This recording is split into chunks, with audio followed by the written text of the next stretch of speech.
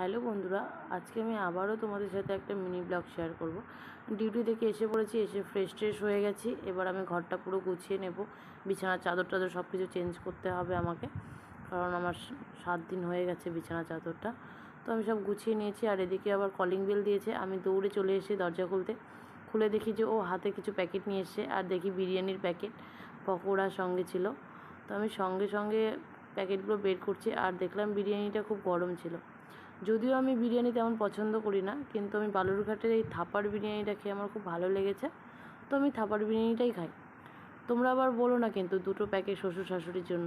শ্বশুর শাশুড়ি বিরিয়ানি পছন্দ করে না, সেই জন্য আমরা দুজনের জন্যই নেওয়া হয়েছে। তো যাই হোক, এটা ছিল মাটন বিরিয়ানি। তো দেখো, দুটো মাটনের টুকরো দিয়েছে, বড়ই ছিল। আমি জানি না তোমাদের ক্যামেরাতে কত বড় লাগছে। দেখো মাটনটা কতটা সফট, দেখো রাইসের কোয়ান্টিটিটাও অনেকটা থাকে আর স্পাইসি থাকে। তো যাই হোক, বিরিয়ানির সাথে একটা কোল্ড ড্রিঙ্কস না হলে জমে না। তো সেই জন্য আমি বরকে বললাম একটা কোল্ড ড্রিঙ্কসও নিয়ে চলে আসো। ও কোল্ড ড্রিঙ্কস নিয়ে এসছে, কিন্তু আমি যেহেতু ভিডিও করছি তো প্রচণ্ড রেগে গেছে। তো সেই জন্য ছুড়ে দিয়ে দিয়েছে, আর সঙ্গে সঙ্গে লাইটটাও অফ করে দিল। আজকের ভিডিও এই পর্যন্ত। দেখা হচ্ছে পরের কোনো ভিডিওতে। টাটা।